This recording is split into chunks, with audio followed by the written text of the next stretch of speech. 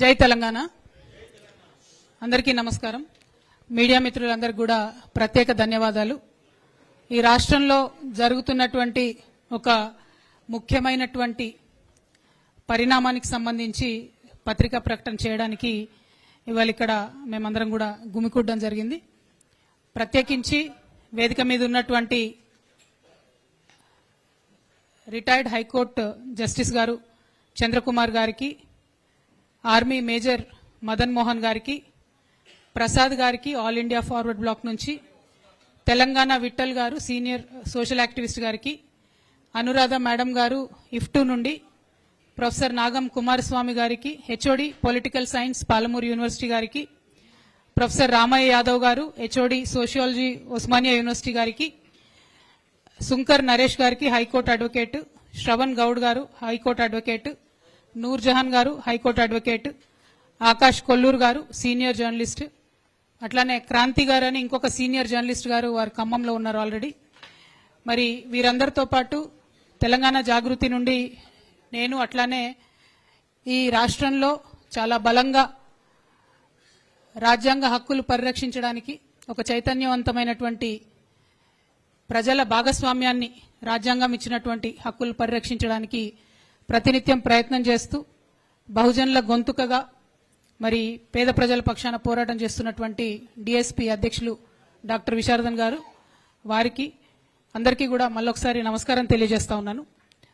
మీ అందరికీ తెలుసు, ఈ రాష్ట్ర ప్రభుత్వం అత్యంత దారుణంగా ఖమ్మంలో వెలుగుమట్లలో ఎటువంటి నోటీస్ లేకుండా, ఎటువంటి ఆధారం లేకుండా, ఎటువంటి హెచ్చరిక లేకుండా మరి 750 మంది పేద ప్రజల ఇండ్లు కూలగొట్టిన నేపథ్యంలో ఆ పరిస్థితిని, ఆ దయనీయమైన పరిస్థితిని గమనించినటువంటి డిఎస్పీ పార్టీ, అట్లానే తెలంగాణ జాగృతి సంయుక్తంగా చేసినటువంటి పోరాటంతో దిగి వచ్చినటువంటి ప్రభుత్వం అదే చోట అక్కడే ఇల్లు కోల్పోయినటువంటి 300 మంది పేదవారికి పట్టాలు ఇస్తామని ఒప్పుకోవడం డెఫినెట్ గా ఈ రాష్ట్రంలో ప్రజాస్వామ్యం ఉంది, ప్రజా పోరాటాలకు గెలుపు తప్పకుండా లభించి తీరుతుందనడానికి ఉదాహరణగా నేను భావిస్తా ఉన్నాను.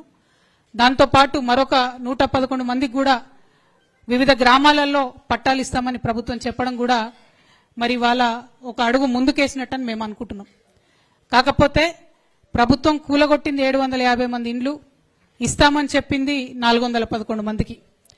అందులో అనేకమైనటువంటి అభ్యంతరాలు వ్యక్తమవుతా ఉన్నాయి.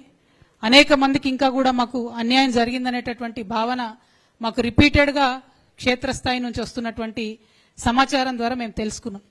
ఆ తర్వాత డాక్టర్ విశారదన్ గారు మళ్ళీ ఒకసారి నిన్న ఖమ్మంలో మరి పరిస్థితి ఏంటి, ఇట్లా జరుగుతుందని తెలుసుకోవడానికి వెళ్ళినప్పుడు వారిని నిన్న కూడా మళ్ళీ అరెస్ట్ చేసి, నిన్న కూడా డే అంతా నిర్బంధించి, అక్కడ కలెక్టర్ గారు కనీసం అపాయింట్మెంట్ ఇవ్వకుండా, జాయింట్ కలెక్టర్ గారు కనీసం అపాయింట్మెంట్ ఇవ్వకుండా అన్యాయంగా మరి అసలు జరుగుతున్నది ఏంటి, ఈ ప్రొసీజర్లో క్లారిటీ ఏంటి అనేటటువంటి పారదర్శకత లేకుండా, ట్రాన్స్పరెన్సీ లేకుండా ఎందుకు ప్రభుత్వం వ్యవహరిస్తుందనేది అర్థం కానటువంటి విషయం.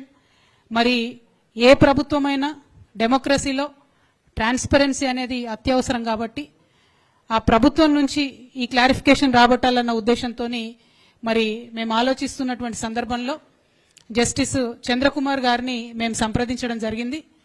వారిని సంప్రదించిన మేరట అట్లనే ఈ సమాజంలో చాలా నిస్వార్థంగా పనిచేస్తున్నటువంటి అనేక మందిని కూడా మరి ఈ సమస్యను వివరించినప్పుడు వారందరి నుంచి వచ్చినటువంటి రెస్పాన్స్ ఒకటే. ముఖ్యంగా జస్టిస్ చంద్రకుమార్ గారు మీకు తెలుసు, మన రాష్ట్రంలో అనేక రోజుల నుంచి పోరాటం చేస్తున్నారు. ఆర్మీ మేజర్ మదన్ మోహన్ గారు వారు చెన్నై నుండి ఉన్నారు. ఈ సంఘటన అంతా చూసి స్పందించి మరి అసలు ఈ విషయం ఏంటి మేము కనుక్కుంటాము అని చెప్పి వారు మమ్మల్ని కోరినప్పుడు మేము ఇంట్రెస్ట్ ఉన్నటువంటి వాళ్ళందరినీ కూడా మరి ఈ విషయం కనుక్కోనండి అని చెప్పి మేము వారిని సంప్రదించడం జరిగింది. ఆ తదుపరి కార్యాచరణ తీసుకొని మరొక కమిటీగా వాళ్ళందరూ కూర్చొని ఏర్పాటు చేసుకున్నారు. అందరూ కూడా చాలా సీనియర్స్, అందరూ కూడా జర్నలిస్టులు, లాయర్లు, professors, retired high court judge, army major గారు, వీరందరూ కూడా ఇవాళ మన తెలంగాణ పేదల పక్షాన నిలబడడానికి రావడం, వారి వారి ఉద్యోగాలు చేస్తూ వారు సమయం ఇవ్వడం అన్నది నిజంగా కూడా వారు నేను మనస్ఫూర్తిగా అభినందనలు తెలియజేస్తున్నాను, ధన్యవాదాలు తెలియజేస్తా ఉన్నాను. ఎందుకంటే వారి సమయాన్ని వెచ్చించి ఈ తెలంగాణ పేద ప్రజలకు ఏదో చేయాలని వారు అనుకోవడం అన్నది నిజంగా కూడా ముదావహం. మరి దాన్ని ఆహ్వానిస్తూ వారికి ప్రభుత్వం సంపూర్ణంగా సహకరించాలని ఈ సందర్భంగా నేను డిమాండ్ చేస్తా ఉన్నాను. నిన్న ఒక పొలిటికల్ పార్టీ అధ్యక్షుడిగా పోనీ విశారదన్ మహారాజ్ గారికి కలెక్టర్ గారు కలవలేదు అంటే ఒకంత అందులో న్యాయం ఉంది.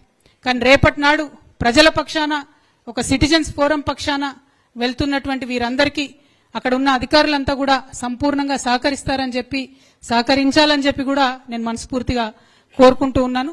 అల్టిమేట్ గా నేను కోరేది ఒకటే, ప్రభుత్వం ప్రజా పోరాటాలకు దిగి వచ్చి 300 మందికి ఇండ్లు ఇస్తామని చెప్పింది. కానీ దాన్ని సంపూర్ణ న్యాయం జరగాలి. డిసెంబర్ 9 నాడు గృహప్రవేశం అని చెప్పారు.